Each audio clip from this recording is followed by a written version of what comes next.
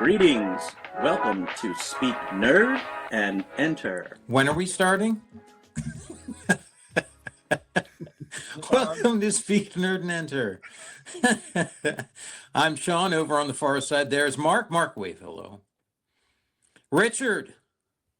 Man sitting next to Mark. There he is with his jazz hands. And you may think we're all ready to win, just as we are born knowing only life. It is defeat that you must learn to prepare for, but he won't waste his time with it. When it comes, he won't even notice. He'll be too busy looking good. The K-Man. Hello.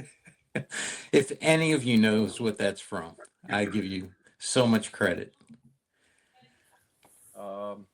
He'll be too busy. I know I can hear him in my head. He'll be too busy looking good. Yeah, I just said it. No, but I mean the way that it was said. I can hear the actual actor saying it. Too busy. I would have done it in the voices, by the way, but yeah. I figured that might not go over so well. I'll come back to it. Thank you. Enter the Dragon. I got nothing. Okay. Yep. It's yes, correct. Yes, that's it. I'll be too busy looking good. Yep. When it happens, I won't even notice. Yep. Oh, how's that? I'll be too busy looking good. I can hear his voice in my It's a head. shame I couldn't remember that. I just watched that the other day. Yeah. You'll have to go back. That is right up there with "Frankly, my dear, I don't give a damn" for all-time cinema quotes. That's some script writing for you. It was a I was so busy looking good, I didn't even notice I had been defeated. Guys, I got a question for you. The past few days, I've been going down a rabbit hole on YouTube where I saw a video that was, for some reason, both recommended to me by the algorithm, and I clicked on it, and I'm not sure why. But it's one of the new wave of videos where people make AI videos of things or people versus other things or people. And all of them, I noticed, I spent a day and a half going through this library that this I guess a guy put together, and it's always Pinhead versus something, and it's always like Pinhead versus God, Pinhead versus Darkseid, Pinhead versus Mephisto, Thanos, and all this. And as I'm going through it, I'm looking at it, and I'm like, man, is there anyone Pinhead can beat? He's just out there. Every single one of them, he's getting his ass handed to him. He shows up, and it's somebody so much worse than him. And I was thinking to myself, is there anyone, anywhere that he can beat? Because if you think about it, he was beaten by the girl who picked up the box and puzzled it through and then sent him back to the labyrinth. And all the other movies, he's like Predator. He keeps getting beat no matter who it is. And I was trying to think, who looks so good doing it? Who could actually beat? Who could he actually drag down to the labyrinth besides Uncle Ted or whatever his name was in that movie? Wesley Crusher. Wesley Crusher. There you go. We should do one of that. Do a series of actual wins for Pinhead, because I went through there and it was just so funny, man. Pinhead versus Mephisto. I was like, come on, who do you think? Who do you think's gonna win that? And they always, and the AI, by the way, our discussion of how it's going to be used, what it's going to be used for.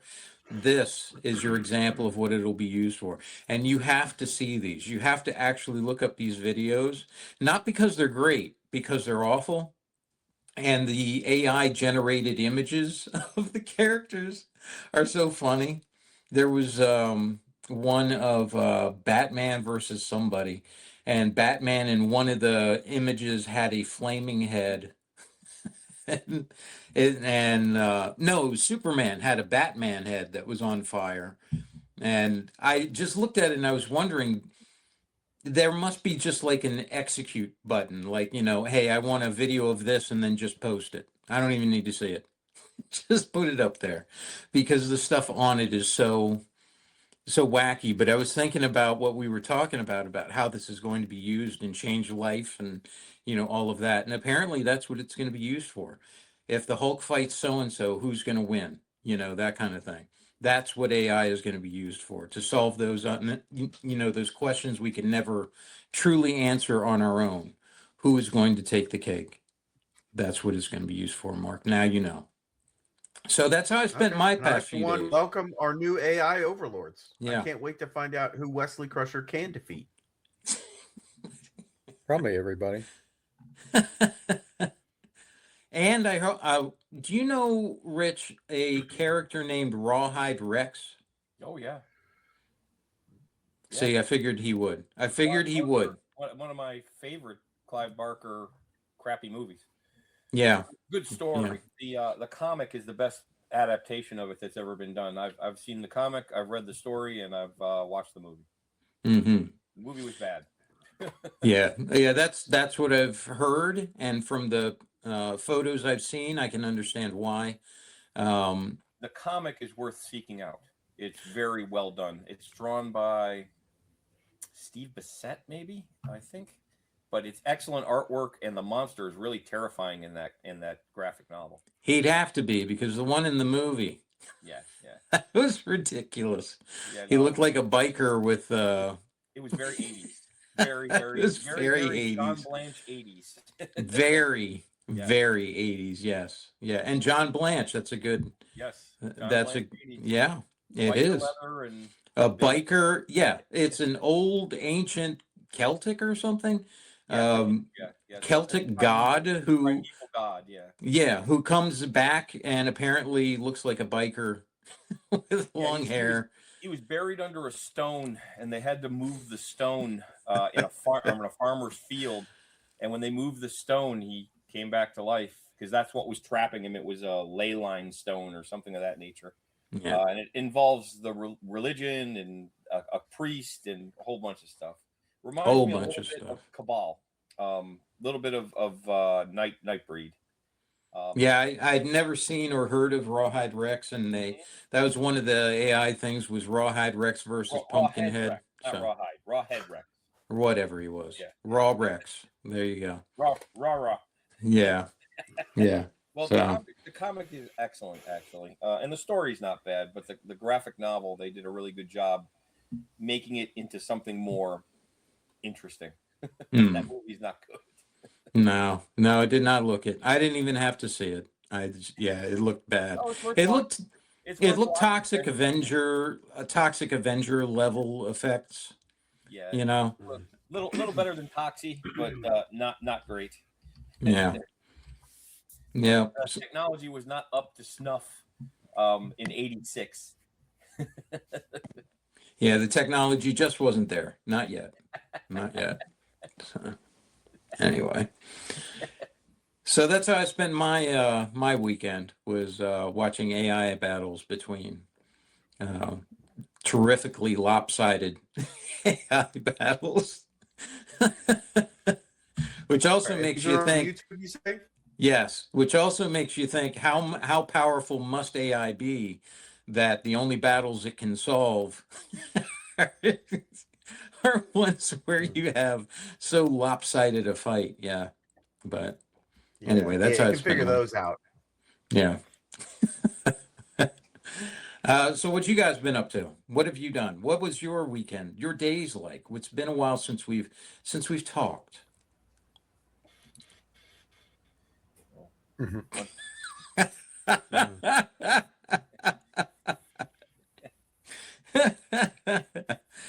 Oh my Lord. The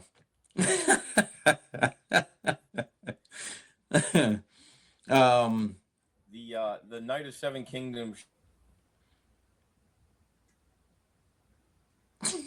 All right. I saw. Well said. I saw. Amazing.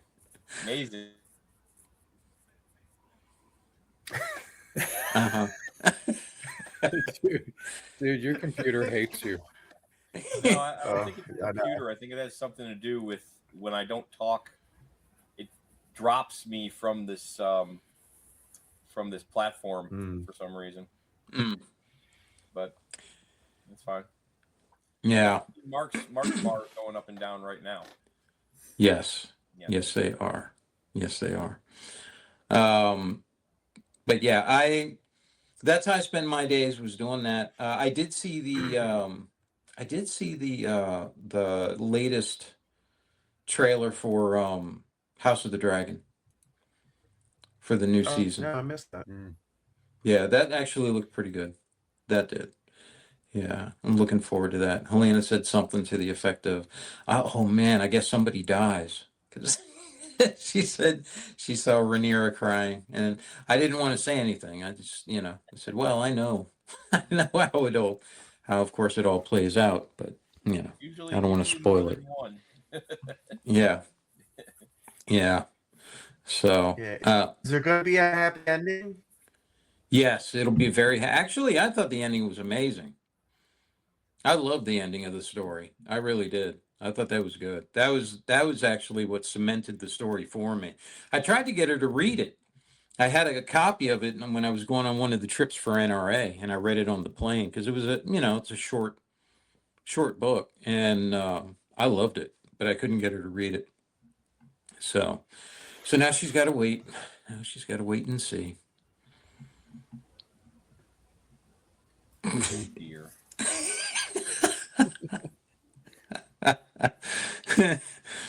So, are any of you watching Night of Seven Kingdoms, or is it just me?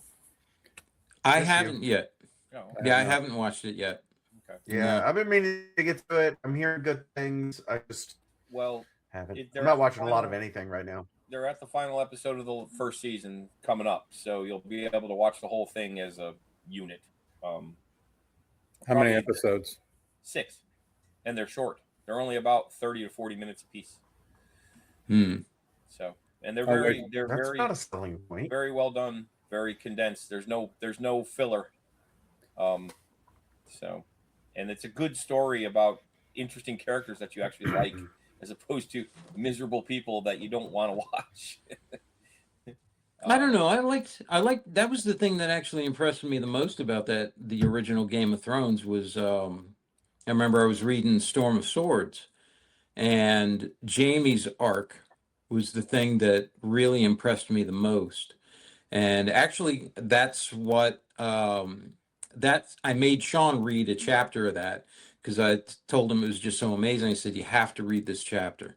And made him sit down and read it, and that's actually what got him into reading Game of Thrones too, was because of that.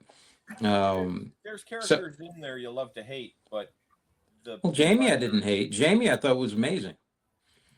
my point is that it's not a lot of typical episodic television lately has been pushing less than desirable stories, in my opinion.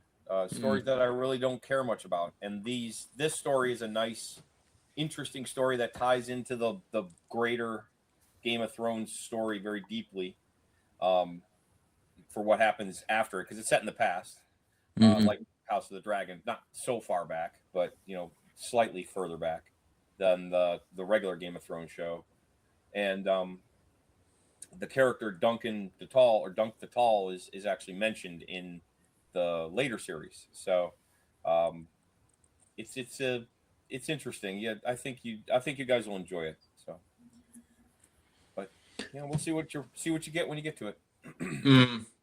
So, Trying to think, what have I been into, if anything? Rawhead Rex. No.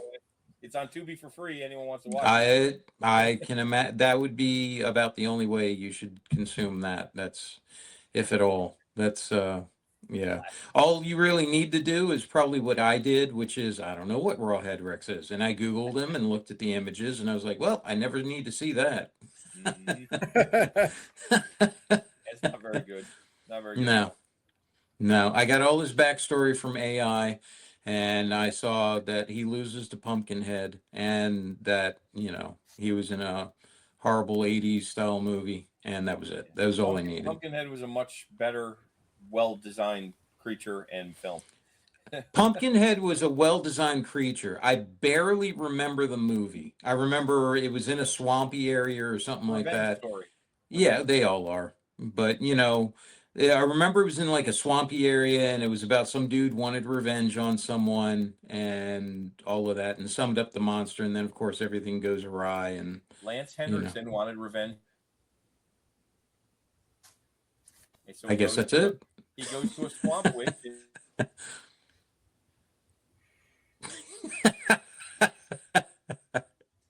It's Pumpkinhead. Uh-huh. Swamp witches. Swamp witch in Louis. I think it was in the bayou in Louisiana. I could do with a swamp witch. I'm Swamp hungry. Swamp witch. Delicious. You know what I want to see one day? I want to see an alligator under the ice. You know how they, you'll see a picture of them every now and again with just the nose sticking up above the ice and they're under the water, just sitting there waiting until things thaw out. That'd be pretty cool to see. I'd like to see that. But Hanging out there. mm-hmm. Yeah, that's another thing could beat Pinhead is an alligator. An alligator under the ice. An alligator, a sleeping alligator under the ice. This episode is filled. You're gonna have good luck titling this one, Mark. Who could he beat? I don't know who. See, I don't know who he could beat. I really don't. Pinhead? Yeah. Well, I mean, he couldn't beat the girl. No, he couldn't. He beat Julia and Uncle Frank. Yeah. I don't know. See, that's it. I don't think there's anybody he can beat. No one he can. He talks a big game. All the comics that are Pinhead versus something, he always loses in those too. See, he sucks. That's what you get for making a British. What was he? British. Was he in the Air Force he's or Boba Fett of the horror movie? Yeah, there you go. A World War I soldier, if I remember. Right. He wasn't a pilot. He was just a soldier. No, he's just a soldier in the desert in World War I. See, that's what you get when you recruit your top brass in whatever hell you rule over, and you're using some British soldier who happened to open up the puzzle box. All right, I guess you'll do. Let's speak facts, sir. No, it's a valid point though, man. How do some of these things get the reputation they have if they constantly lose? Constantly. Yeah. Constantly. There's nothing, if you think about it, there's really nothing that horrifying about him. Because I mean, like Boba Fett's supposed to be awesome, but then gets taken out because somebody hit a button on the back of the jetpack, and then Boba Fett. Where? And that scream he did as he flew into the side of Jabba's barge. What's the name of that scream? Hold on, that scream has a name. I'm looking it up. It's called a Wilhelm scream. How'd you like to be at Pinhead's quarterly review? Sitting down with HR. The Wilhelm. So who would win between those two losers? Who, Boba Fett and Pinhead? Yeah, who would win? I think they both lose. Well, besides the audience, that would be the ultimate loser. But the Starlight. Pinhead versus the viewer. I wonder who is the worst character. Who does lose the worst? See, I think Pinhead's design is better than Boba Fett. I mean, if you're grading on what they're supposed to be, like the ultimate space bounty hunter versus some demonic entity from, the underworld, I think Pinhead succeeds at that better from a visual standpoint than Boba Fett does. I don't know. Could Boba Fett destroy Pinhead? I don't think so. He was taken out by a sandworm. I don't think he could kill a demon. True. Yeah, I think Pinhead would win that one just on the supernatural nature of his. Yeah, there you go. There's a win. A win in the win column for him. Mark, there you are. Well, Make a video of that's a that. loss for Boba Fett, not a win for Pinhead. Let's be clear. Right. Did he win or did he just lose? That's what we should do. We should make a video about Pinhead versus Boba Fett.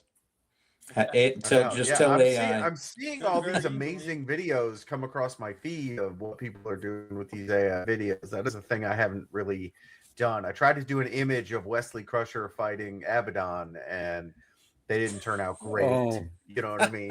Dude, there's not much to picture in that. That'd be Abaddon yeah. and a red mist. Just one scene of a big hand.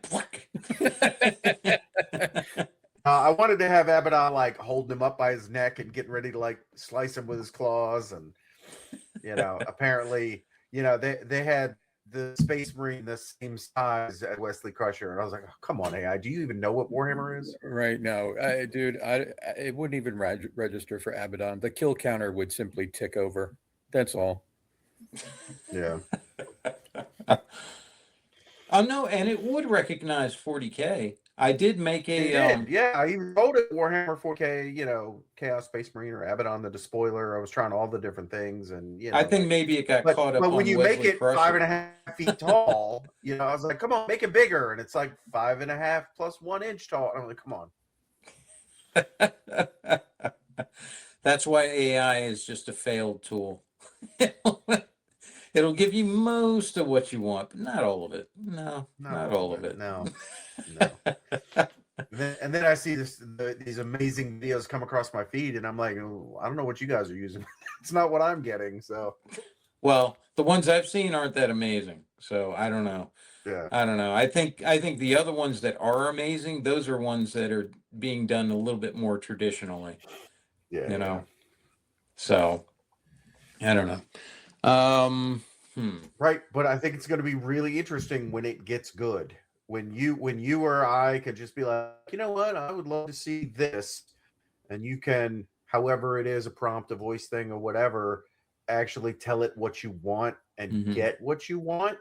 Without this layer of what was it? Not jukebox, but a slot machine. Sometimes you plug it in and you're like, let's see if I get all sevens or if I get 2 lemons and a cherry, right? Sometimes you get good and bad. But when it gets good, like I could totally see where entertainment changes. You're like, I want to see Pinhead fight John Wick. And it's going to give you this 5-second video because it won't take that long for John Wick to defeat Pinhead. I can't wait. I can't wait long enough for that. I don't know if it's ever going to get there. Have you seen the commercial about the father who throws his daughter into the sharks and then forces her to marry some troglodytic, upper crust dude? There's this AI story. You can tell it's someone who's having AI create a the soap, right? Yeah, the soap style narrative, and it's ridiculous. It's her father pushed her into the ocean into sharks when she was 6 years old to kill her, and then afterwards, and I'm like, well, wait a minute, didn't he push her into a whole thing of sharks? How the hell did she get out of that? Because then The sharks he's married. were friendly and they took pity on her. Not from the video I saw. Blood in the water. Then somehow he sold her off to some rich dude who was, just a wife beater or something. And I was thinking to myself, well, if she survived the sharks, how did she end up, pawning her off to anybody? That's not AI's fault. That's the storyteller. That was AI. It's some dude in like Russia, some, Siberia, Russia, who doesn't know anything about all that stuff and just says, here, write great American, soap opera, and we'll send that out. And no idea. Right, but for real, I feel like we're in the early Max Headroom days of visual effects, back in the 80s when it was just taking off. Let it mature, give it a little bit of time. Yes, it's all awful right now in the same way that, go back to the late 80s and early 90s and look at the CGI graphics back then.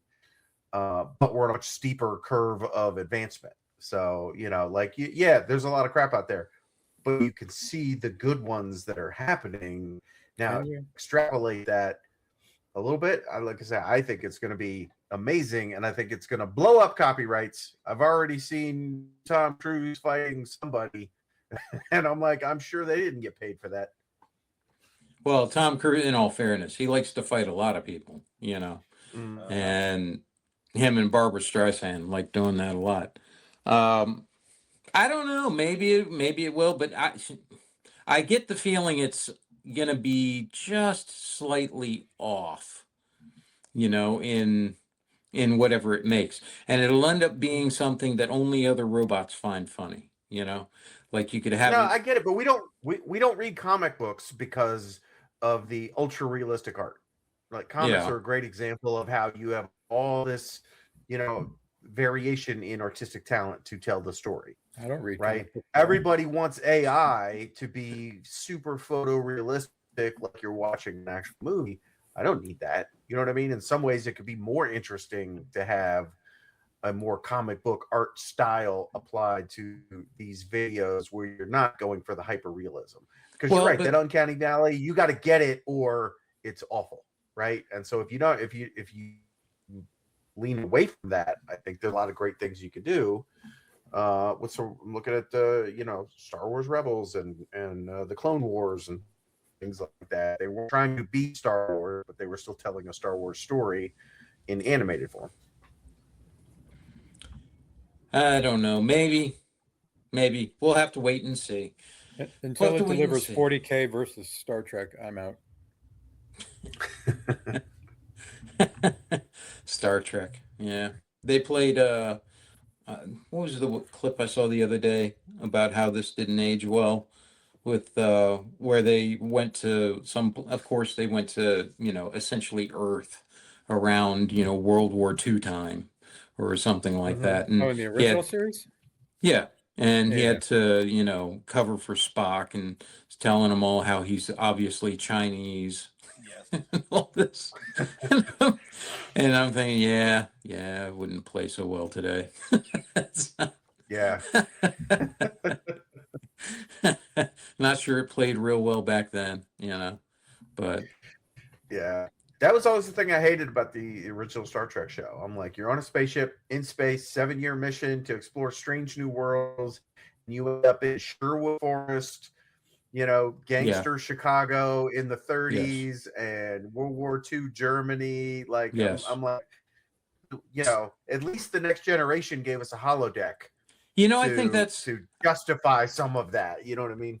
I think that's why I liked Star Wars so much better. The lightsabers were cool. Vader was really cool. But when you went to that bar, when you went to the cantina, Mos Eisley, it really was, they made a really big effort to put in other species, different things, Star Trek was just, So that, I don't want to see Earth again. Please stop going to space to see Earth. Stop it, Right. Or obviously a human with some blue makeup on or a wacky prosthetic. Where Star Wars, it was like, there was some guys in suits, but there was also a lot of things that were clearly not a person in a suit in that cantina scene, and it just played. So yeah, I think that's why I like Star Wars that way, or the universe of it that way. I like that a lot. Yeah, that one's much more fun anyway. But anywho, I still have not watched a bit of the Olympics. I haven't watched any of that. I thought a lot of that. Huh? I watched a lot of that. Did you? Yeah. Did you see the Lindsey Vonn thing? No, I was looking forward to that, but then I caught the headline before I was able to watch it that she had crashed. That was awful. Yeah, you didn't watch her crash at all? No. See, I just I appreciate the fact that she wanted to try that, but come on, as soon as you're replacing knees and things like that, I don't know as you should be allowed out there to do that, Yeah, but that wasn't why she crashed, though. I think there was a culmination of a number of things, and I don't think that helped. I really don't. I think that was I think that was not a good idea doing that, going back into it and doing that in the condition she was in. Her, her saying that she was feeling so great and all of that, I think was belying some of that. But, hey, that's her choice. She's able to do whatever she likes that way. And, knock yourself out. But that's it seemed almost like a Simpson-esque kind of thing, where you could see them saying, and so is back at 41 making a comeback tour and then crashes spectacularly, on the downhill part. It just seemed very, very Simpson-esque that way. But I do hope that I do hope her leg ends up being better. She didn't look so good in the hospital, man. I don't know where she is in that thing, by the way, in that whole journey. Yeah. Hey, did you see? Have you ever seen Top Gear? Oh yeah, I watch Top Gear all the time. Familiar with it? Yeah. Yeah, I didn't know that dude had been in an accident. The Which one who, Hammond. Yeah, Hammond's been in a lot of accidents, man. Well, yeah, but I mean one that was, one that beats the rocket car. Yeah, that thing. Yeah, that was early on in the run, and tire blew out, and then he was driven into the ground. Yeah, So, yeah. I saw the video for that. Yeah, that's something, man. I had no idea he went through that.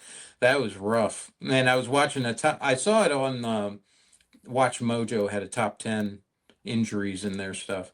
And I'm sitting there thinking to myself, I was thinking about it because of the Lindsey Vonn thing. You're thinking about, hey, this is probably not something you should be doing at this point. Let's not, tax yourself like this in that condition.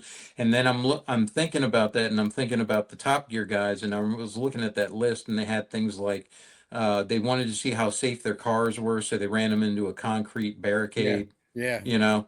And not remotely. They did it themselves whilst they're in the car, and then how strong a semi is, and decided to run those through a brick wall. Yeah. Things like that. And I'm thinking, these are not really athletic guys. You should be doing this sort of thing. I mean, it looked cool. Again, I give them credit. It looked cool, but yeah, that was something. I had no idea they did all that. I always thought the British were a little more. Love Top Gear. Top Gear was great. And then when they left BBC and went and did Grand Tour, the Grand Tour was good too. Yeah. Yeah, that's a lot of the stuff I was seeing from that. Yeah.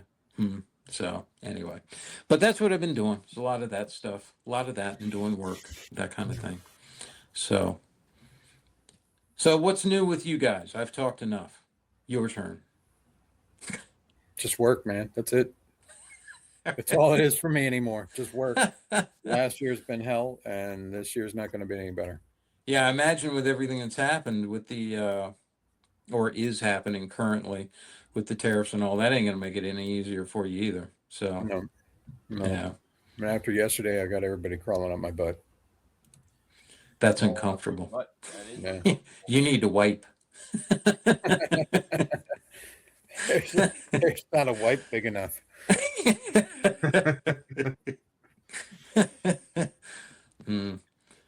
What you been up to, Mark? Like Kelly, a whole lot of working, a whole lot of that going on. And let's see, the D&D campaign that I run on Wednesday nights, they have finally arrived in the country of Thay, in the Forgotten Realms, where they're going to spend the winter. the So Red Wizards. hanging out with the Red Wizards. The Lord of Light. Mm-hmm. Oh, that's actually really, really good. I have to incorporate some of that into the Thayan society. That sounds good. You should have them face. We're gonna burn a bunch of people. It's gonna be great. You should. There you go. You should have them face Pinhead. Yes. He's a level 4 boss. They're all like 8th level. As much as he gets. Threat level 1. Right. He's got a high intimidation skill, but his actual skills are not that great. He can be beaten by small girls. With a And little look bit at that! I of made an pluck. insight check. I know exactly how to defeat him. No, not my Master of the Rubik's Labyrinth. Cube. Master of the Labyrinth gets no respect.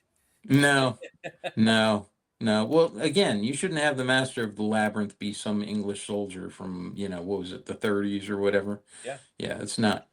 True.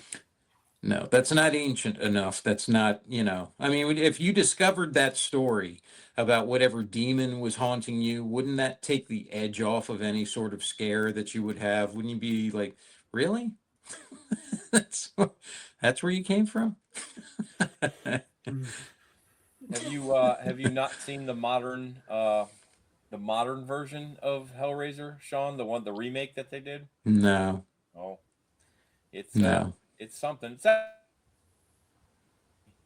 But the Cenobite designs. This is why I don't The think. timing on that is This is impeccable. why I don't think.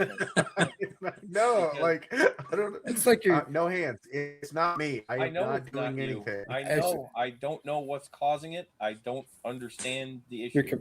your computer's punking you, man. You It's can't have nothing to that. do with the computer. The computer is functioning fine. Did you piss off someone at the NSA? It's something to do with the way I have the microphone set up or something. But Well, We should do a special remote there's 4 episode images where on my screen, and 3 of them are not like the other. We- Let's see if we can spot the main difference. we should do a remote episode where we destroy Rich's computer and get him a new one. no, it is a new computer. You forgot.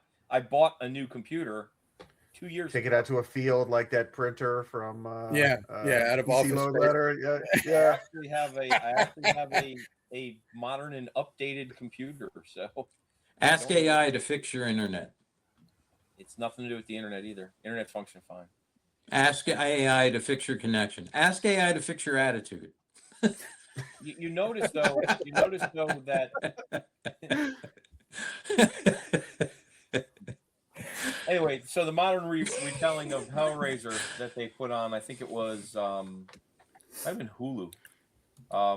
The Cenobite design was pretty crazy, and Pinhead does much better in that one. Does he? Oh yeah, No. It's hard to do much worse. It's a tall ask to try to get me to invest in that a second time. Yeah, It's actually not a bad retelling of the. It takes place. It's not just one person being assaulted by the Cenobites and so forth. So, but it's interesting. I don't know if there is a property that I'm trying to think if there is one left that I'm willing to go back to simply because it is that, in that IP. I don't know if there is. Apparently, they're doing a D&D series on Netflix. No, that's not it. Nope. But did you hear? That ain't the one. Yeah, look, I'm here for it, but I don't get wrapped around the axle when they're like announce, oh, we're going to develop this thing and it's going to be over here, because I've seen so many things not get off the launch pad. And even if it does, it's going to take 3 years before it comes out. So, like, call me when it's ready to drop next month. You know, that kind of thing. And so like, oh, we're going to do this D&D series. Cool. When's it going to come out? 2029. All right. Yay. Will it be any good by then? I don't know. Well, I hope it is, of course, but call me when we're ready. I'm guessing it's not going to be the kind of storytelling that I would hope for. It's set in the Forgotten Realms. It's going to revolve around, I think, Myth Dranner. It's the same studio that did the Honor Among Thieves movies, which I really liked. Yeah. So, the last Dungeons and Dragons movie, which I actually enjoy. I think it's a decent film. No, like I the more I watch that film, the longer it's been. I've seen it a few times. Yeah. Kind of the better it gets. There's this undercurrent that just gets the D&D crowd. You know what I mean? Yeah. Where the bard's always planning things, and now it wasn't exactly like our games, but it was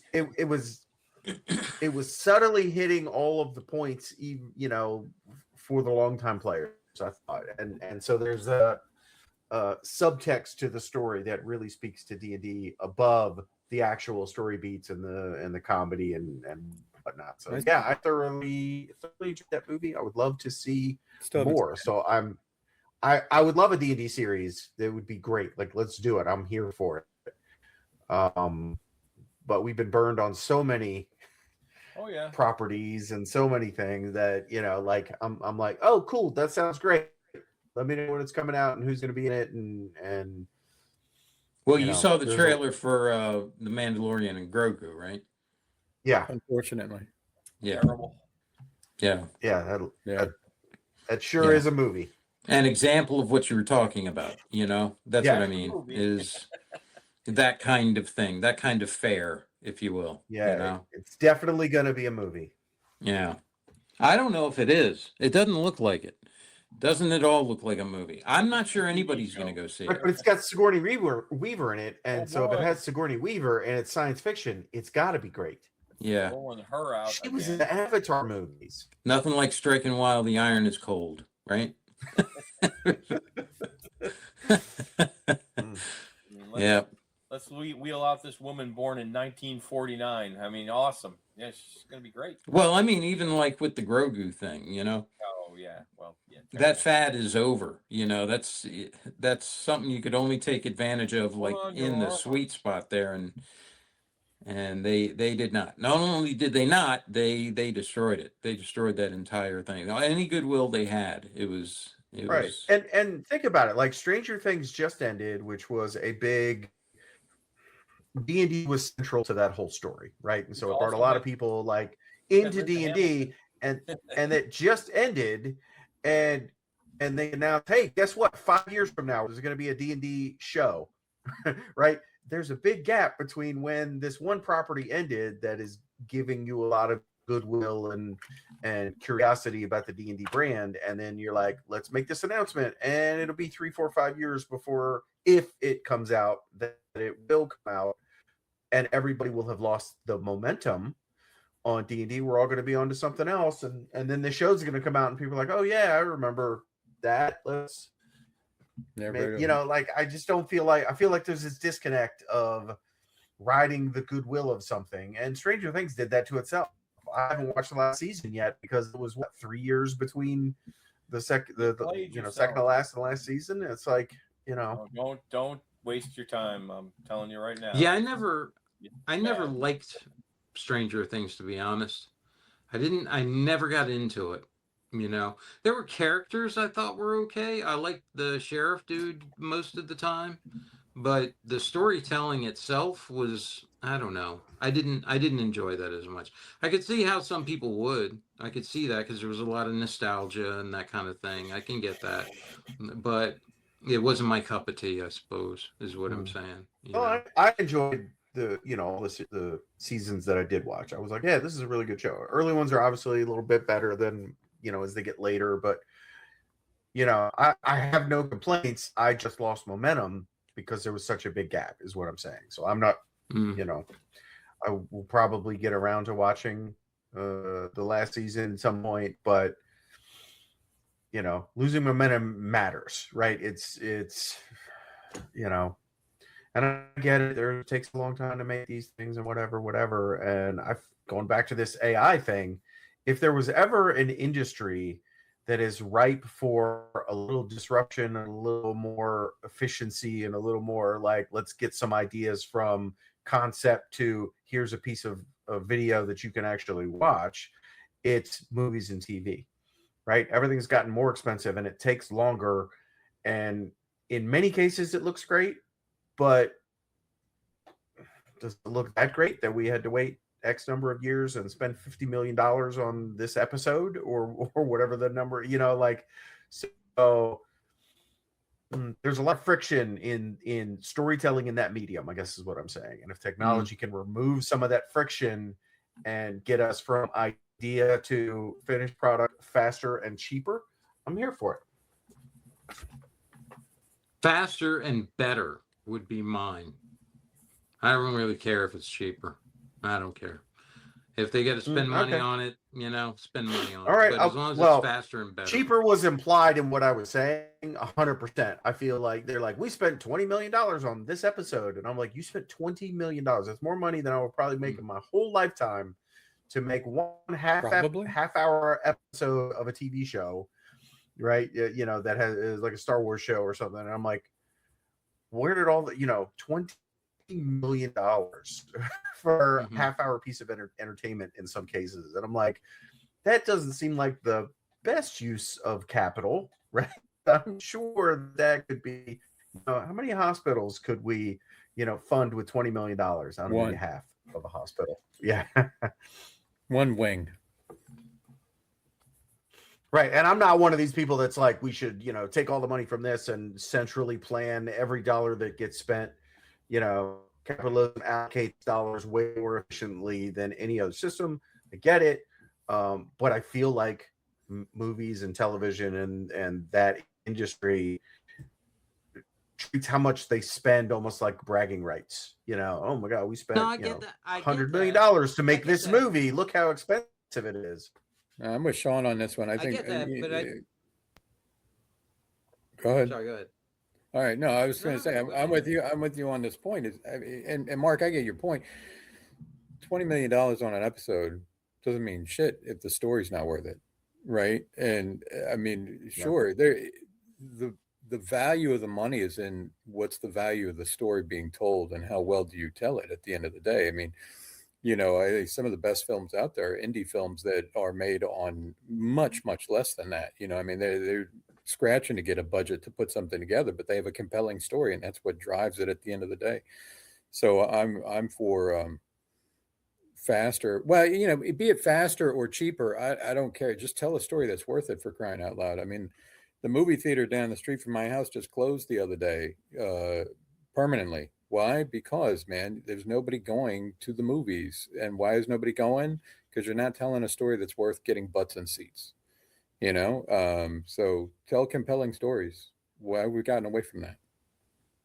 See, and that's right. The thing I think they're actually going to. Of that we used to have all these like low and mid budget movies that could come out, but DVDs went away. There's no like direct that streaming doesn't pay what DVDs used to. And so for theatrical release, they all want to hit it out of the park, right? Or it's an indie art film, right? There's very little of that middle ground that there used to be in the, 80s, 90s. Yeah, I don't even know that they want to hit it out of the park, man. I think they just want to hit everybody the wants Avatar and everybody. Yeah. Yeah. I agree with that. And we get examples of it. But it's a lot of retreads. Yeah, I agree. Look, I'm not defending Hollywood storytelling at all. The script is free, right? You're putting good words on a page.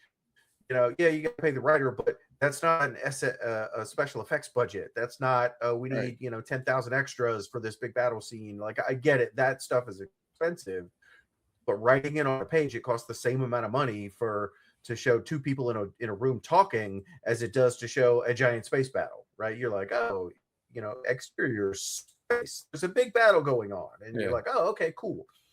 But the stories constantly are failing, and I keep what was that one where it was the Star Wars show with the Inquisitor lady who was trying to get close to Vader so she could kill him. It had very Donnie Brasco vibes, but it just failed so utterly. That you're like, who wrote this?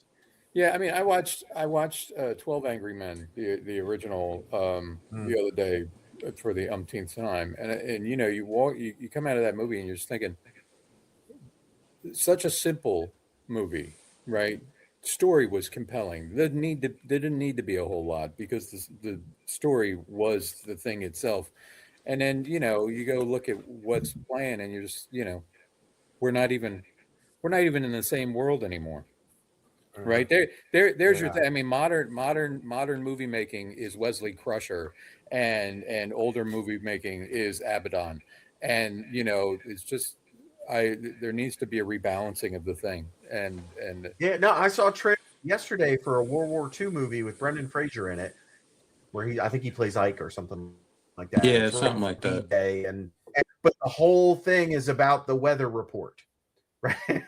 And they're trying to make it sound like it's this, oh, this one decision could have won or lost the entire war. It's this so dramatic about a weatherman who's like, get me all the reports from all the stations, and we got to make this decision. And I'm just like, this is right up there with the heroic mail delivery chicks from that other movie. It's like, is there a real story here that we're telling that some guy was like, oh, we're going to push D-Day one day because of the weather, and maybe it's going to be a great movie. I like Brendan Fraser.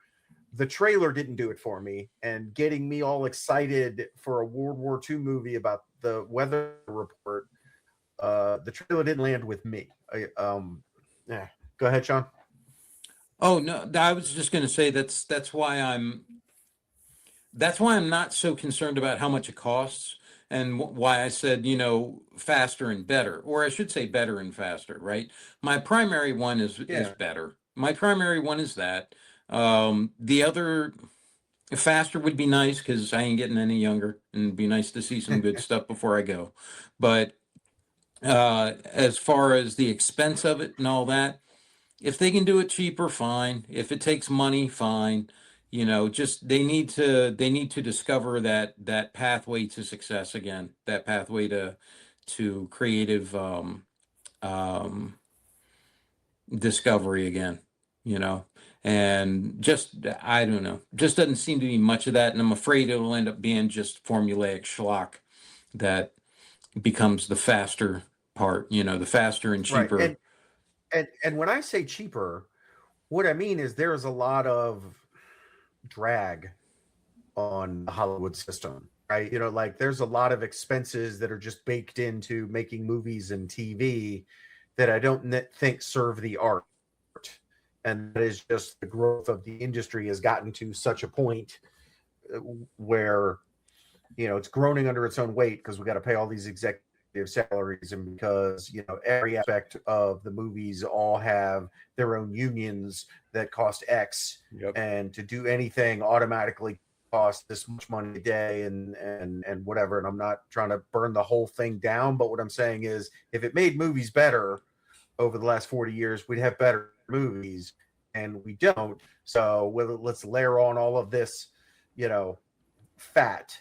Whereas the indie people come out and they're more focused on the story. Like Kelly, you and I saw a couple of movies that we watched that were not made in the Hollywood system and told more compelling stories, I guess. That's right. 100%, man. And I thought that was such a stark realization when we started down that path and saying, okay, these first few movies we looked at, it was like, it was pretty good.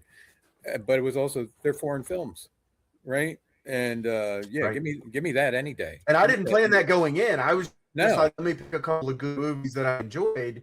Yeah. And you brought that up, and I was like, oh my God, you're right. The part of the reason that these are good is because they were made way outside of Hollywood. That's right. Yeah. Yeah. And Canada. One of them shouldn't have worked. That last one shouldn't have worked. I mean, if we're being honest, I mean, the concept was goofy as all hell, but I'll be damned if it didn't work. Right. But you're not going to take that to Hollywood and pitch that. Hey, I want to tell a story about this. Yeah. And Hollywood's going to be like, who am I going to sell this to? Right. What's my target audience for that movie? But it just worked because somebody in England decided they wanted to make this movie, and there was passion behind the concept. And again, I don't know how financially successful it was. I don't believe it was a loss. I could look it all up, blah, blah, blah. Not the time to play right here as we go, but like I say, that was passionate storytelling, and there wasn't a big budget. I'm not even sure there was an explosion. What kind of Hollywood movie doesn't have an explosion? Yeah, no, and to go back to one of Sean's earlier points, Sean brought up Top Gear. There was a US version of Top Gear too, when they were like, Top Gear is one of the most watched shows around the world, one of the biggest hits out of England. Let's do a US version. That US version tanked hard. Why? Because it became a very US corporate, here, let's tick all the boxes, and isn't this cute? And it's not, and I mean, there's a certain thing from the indie filmmaker or the more creative side of the world that actually drives why people put eyes on screens. And, that's I'm kind of out on a lot of American media just because of that. It's just a lot of retreads. I mean, how many times do we have to go back through the origin story of Spider-Man, for crying out loud? You know, speaking of Top Gear again, Spider-Man, I saw a Batman, video. Superman. How many times have we seen it? Yeah. I saw a video with James May where he was doing, I don't know, he was doing one of his videos out here, since he left Top Gear. And he was having a bet with his producer, the lady who was with him. And to decide the bet, they decided, because it was in America, he said, let's do it the American way. And he went to the range, and whoever shot the best, won, right? I was very pleased with myself that as soon as they started shooting, I still have it. I was able to immediately diagnose what each of them was doing and why they were either succeeding or they were losing. And James May, I could tell, had shot before and been trained. He had a good grip. He had all of that. It was decent. I could tell he had been trained before. Not expert, but he was good. But he lost. The lady had no fundamentals, but she won. And I knew exactly, she was even cross-eyed. She's doing the whole, looking at it this way thing and all of that and everything. But she won because she didn't know to not pull the trigger correctly. She did it correctly. He, on the other hand, was too afraid, too nervous about that, and knew what was going to happen when he pulled the trigger. And so he was flinching and doing that whole business, and ended up losing, throwing rounds all over the place. But I was very, very pleased with myself that as soon as I saw it, I was like, oh, she's cross dominant. She's never shot a gun before, I can tell. And then and I was like, oh, he's been trained. He's got a good grip and all of that, but it's not, no trigger control. Which, by the way, Mark, goes to all those times we told people the most important fundamental, trigger control, above everything else. You can have the best of everything else, but if you have no trigger control, you have nothing. Did you ever watch the episode where they drove to the North Pole? No. You should go check that one out. Okay. I saw the one where the dude got thrown off a horse. I saw that. Yeah. And a few others. I've seen a few others, but mostly I would watch them because of the car they were looking at and that kind of thing. But the Hammond guy, I like him. He seems like he's got a decent outlook on life and stuff since his coma and all that stuff, and I liked his story with that and all that. So yeah. Check And check out the Polar Expedition episode. You won't be disappointed. Okay. All right. Do they do the thing where they're trying to brake before they, roll over into the river? Well, in Florida, it was into the lake with alligators. Are they doing the same thing up there, but with polar bears? It's purely them trying to drive to the North Pole. And okay. The scene where they go through survival training with a former SAS officer is great. Yeah, you'll enjoy it. Okay. All right. Well, on that note, boys, I got to get going. I got to get myself ready for tonight's expeditions. So thank you very much. It was good to see you guys again. And hopefully I will see you again very, very soon. Just know this. I love you each deeply, deeply, painfully. I feel that.